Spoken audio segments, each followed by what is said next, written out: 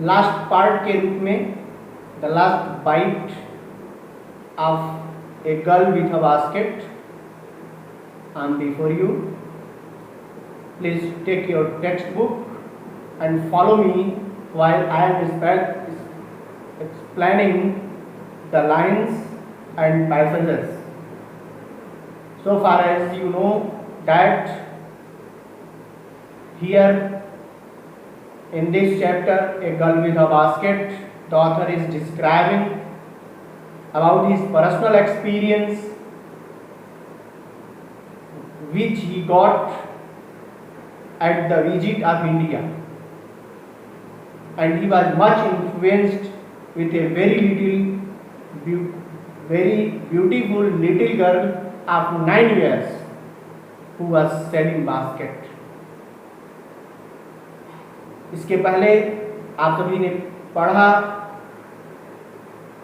कि लेखक यात्रा के दौरान अपने रूटीन के हिसाब से प्रत्येक स्टेशन पर उतरता था और लोगों से बात करता था ताकि वह भारत और भारत के लोगों के बारे में, उनके विचारों के बारे में अच्छे से समझ सके या जान सके.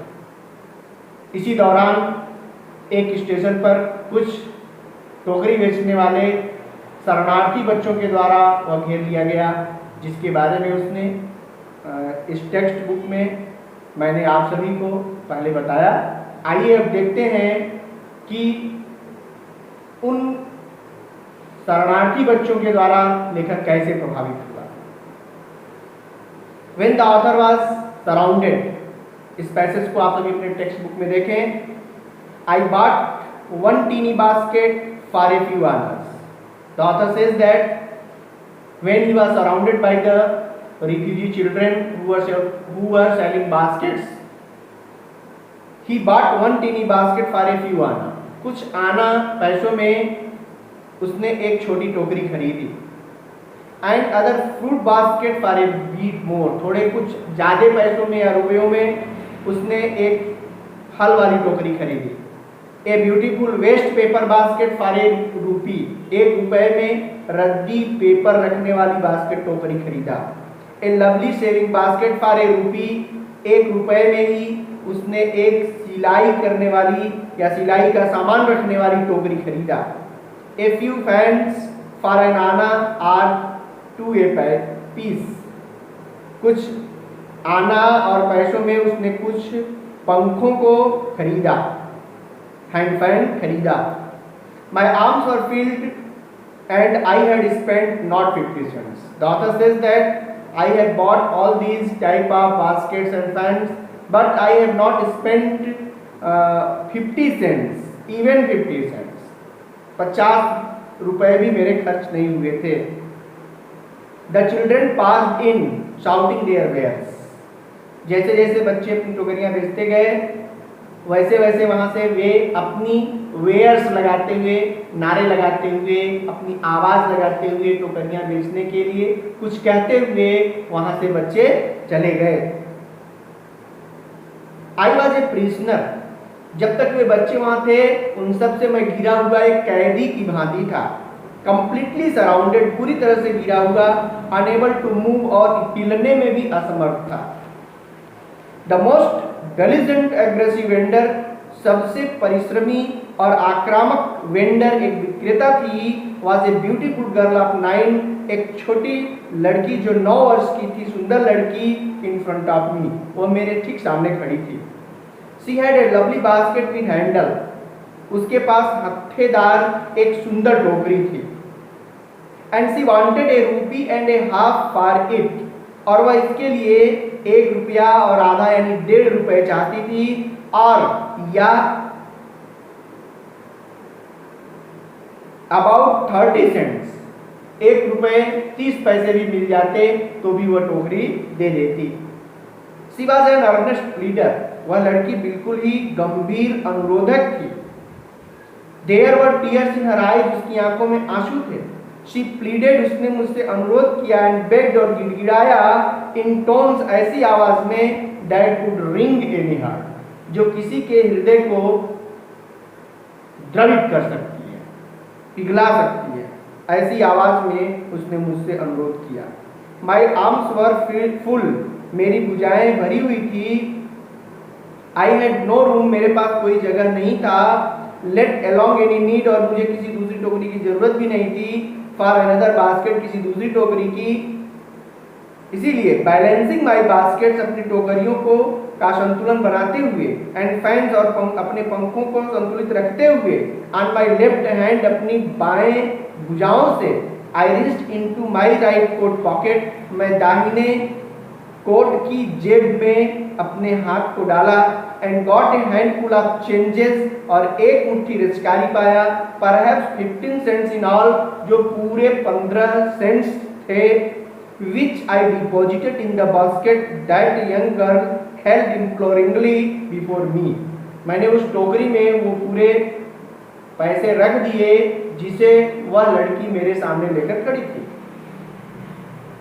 I tried to explain that, मैंने यह व्याख्या करने का प्रयास किया कि I could not buy the basket, मैं टोकरी नहीं खरीद सकता, but extended the gratuity as a substitute, लेकिन उसके बदले में मैं तुम्हारे ऊपर एहसान दे सकता हूं।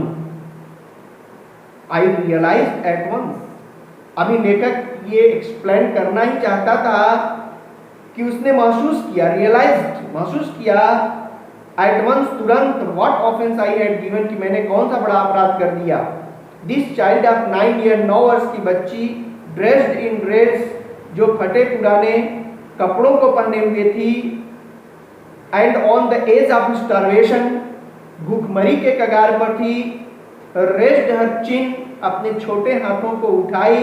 रिस्ड इनटू द बास्केट, टोकरी में पहुंची। And with all the pride and graciousness of a lady handed, पूरे कृपापूर्ण हाथों से the money back to me, उसने मुझे रुपए वापस कर दिए। There was only one thing I could do, अब मैं केवल एक ही चीज कर सकता था। I bought the basket, मैंने टोकरी खरीदी। She wiped her eyes, उसने अपनी आंसुओं को पोंछा। Smiled, मुस्कुराई। And dashed down the platform, और प्लेटफॉर्म से उतरते हुए नीचे गई। Headed for some grass hut, कुछ घास की झोपड़ी की ओर। That would have at least 30 cents that night, जहां आज की रात उसके पास 30 पैसे होंगे। I told this story to Prime Minister Pandit Jawaharlal Nehru. The author says that he was so much impressed by that beautiful little girl that he wrote a letter to Pandit Jawaharlal Nehru, and he told this story to Pandit Jawaharlal Nehru. I told him that it was one reason I had fallen in love with India. मैंने पंडित जवाहरलाल नेहरू को यह बताया कि यह एक कारण है कि मैं भारत से बहुत प्रेम करता हूं। At last, in this last passage, the author is going to